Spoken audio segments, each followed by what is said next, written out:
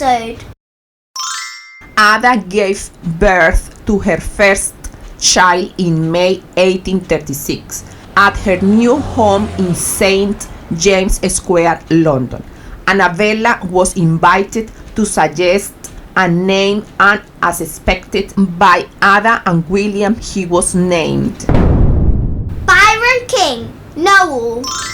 From a very young age, he showed no interest in academic life, feeling much happier helping the workers or carrying out other tasks at his summer home at Ashley Combe, often repeating inappropriate jokes to his siblings. He went to sea at the age of 13 as a midshipman, later obtaining the rank of officer in the service of the Royal Navy, which he deserted. He wrote very few letters to Ada because she did not have a good maternal character. On the contrary, he wrote more to his brother and sister. He was eventually found working at a shipyard, probably for the ship suppliers of the city of Liverpool. He inherited the title of Baron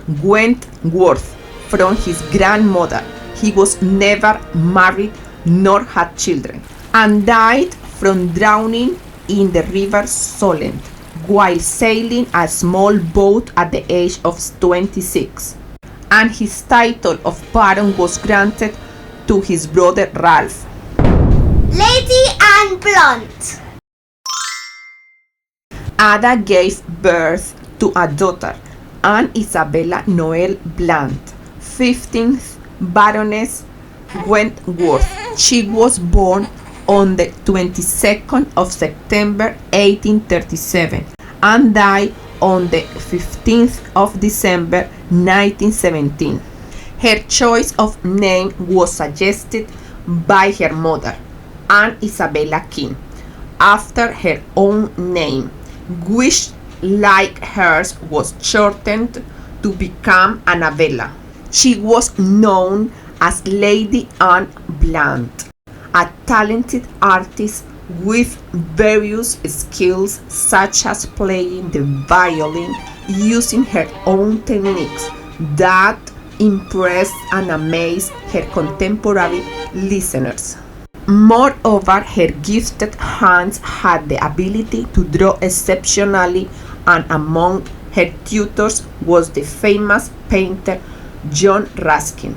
She was married to the great poet and writer Wilfrid Blunt, also known for his strongly anti-imperialist views, which were uncommon in his time.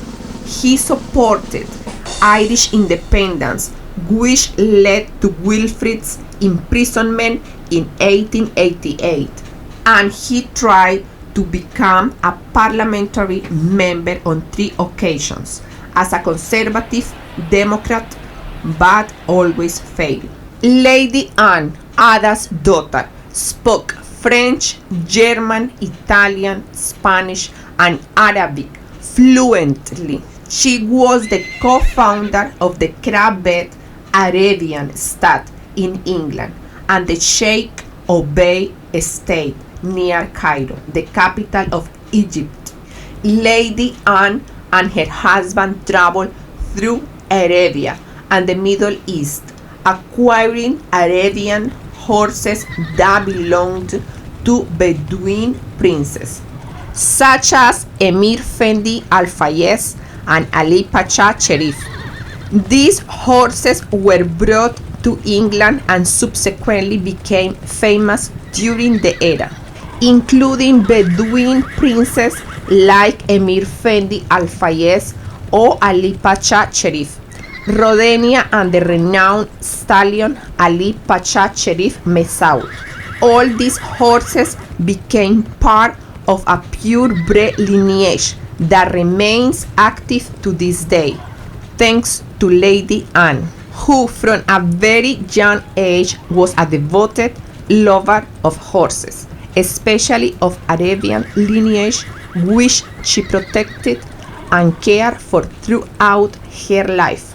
Lady Anne was not happy in her marriage. She suffered severe miscarriages and only gave birth to one surviving daughter, Judith Blunt Lytton, 16th Baroness Wentworth, which was a surprise to her father as he had wanted a boy.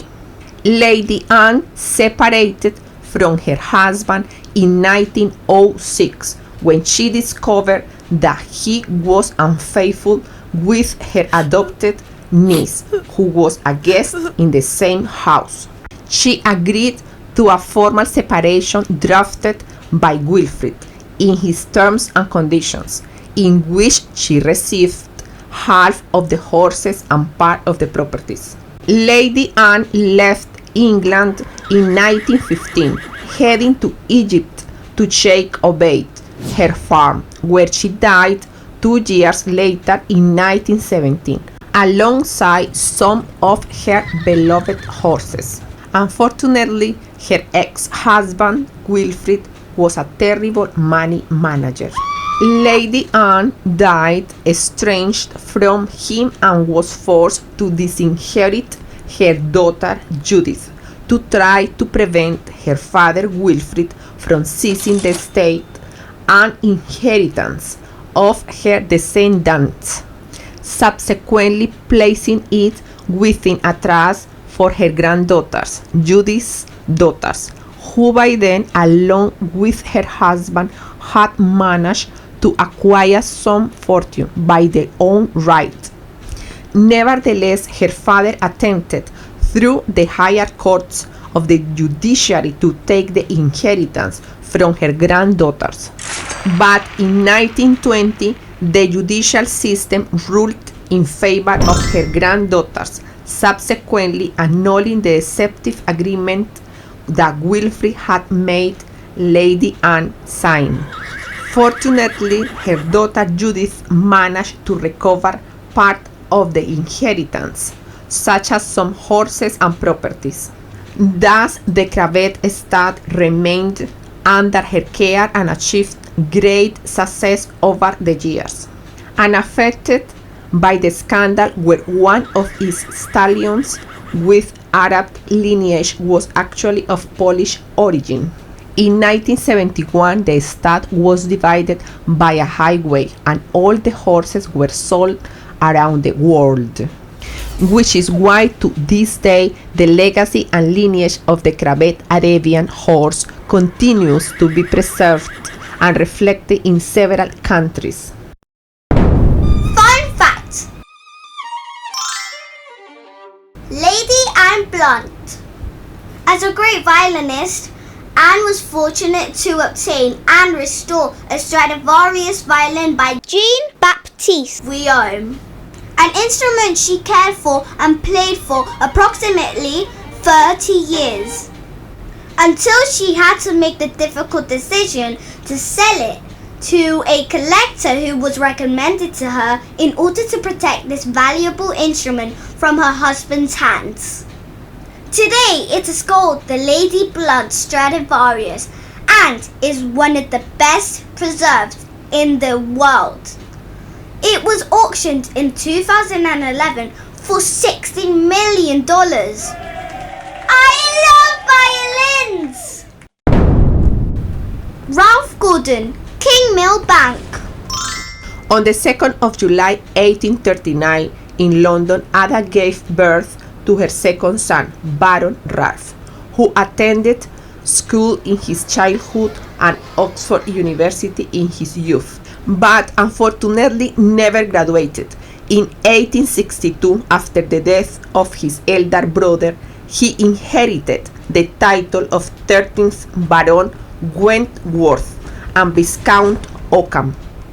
He socialized little in public life, but devoted his life traveling to different parts of the world, such as Iceland, the Alps, and other places, where he gained knowledge of cultures, managing to learn various languages, enjoying the literature, art, and music.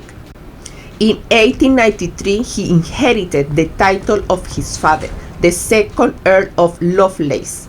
He died suddenly at Oakham Park, Ripley, Surrey, on the 28th of August 1906 and was cremated in Woking with his ashes buried in All Saints Church, Oakham. Back to Ada Lovelace. At the end of 1839, Ada contracted cholera, a very dangerous disease caused by drinking water contaminated with excrement. Cholera was very common at that time, with a high chance of killing its victims in a single day. At first, the person would feel unwell, weak and dizzy, and then after a few hours, the victims would begin to excrete fluids from every hole in the body until they died of dehydration. Despite everything, Ada was very strong and was lucky enough to survive. Ada's education never stopped. She was determined not to let her family life hinder her work. During the first year of her marriage, Ada wrote to Somerville, saying, "I now read mathematics every day and am occupied in trigonometry and in preliminaries to cubic and biquadratic equations. So you see that matrimony has by no means lessened my taste for these pursuits nor my determination to carry them on." She was also encouraged and supported by her husband to dedicate her free time to continue studying and preparing herself. They lived for many years in Horsley Towers, in West Horsley, very close to the town of Guildford, a property acquired by William King Noel from the banker William Carey, just 53 kilometers from London, a house designed by the famous architect Charles Barry, born on the 23rd of May 1795 and died on the 12th of May 1860, known for his contribution to the reconstruction of the Westminster Palace, home of the British Parliament. During this period, Ada opened 2 schools in the Oakham area of Surrey with the help of her friends, all enthusiastic about the general implementation of education for every child. Both Ada and her mother Annabella were great advocates of education, providing funds to allow all children to receive education instead of just the privileged. A number of schools in Leicestershire benefited from her initiative. Questions and answers. Why Baron King Noel did not take advantage of the circumstances of being born into a privileged family to study. Woman, sometimes our spirit and personality guide us down through different paths. We could say that we do not fit into the environment around us at the beginning of our life. Especially when we are young, it is difficult for us to understand the magnitude of the wonders of living and the importance of being useful to our society. For that reason, we must only be patient through the years with our evolutionary journey until we manage to find our ultimate purpose. Unfortunately, Baron King Noel did not have the opportunity. For that reason, everything will come throughout time. So make the most of every moment of your life. Can taking care of horses be considered a legacy?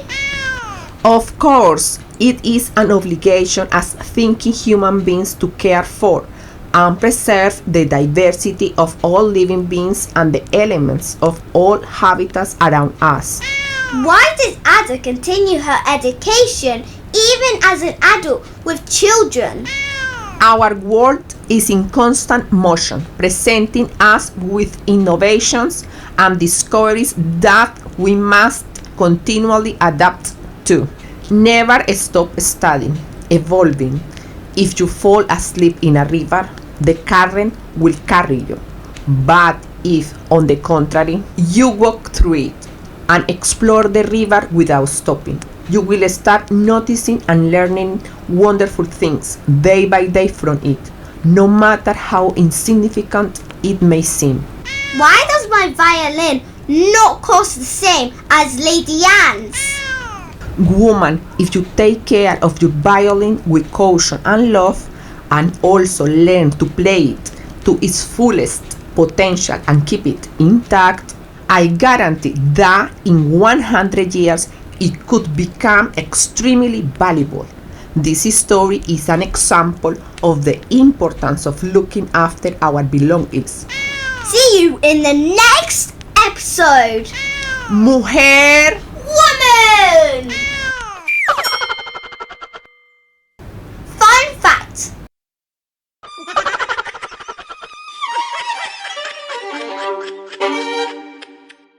See you in the next episode. Mujer Woman!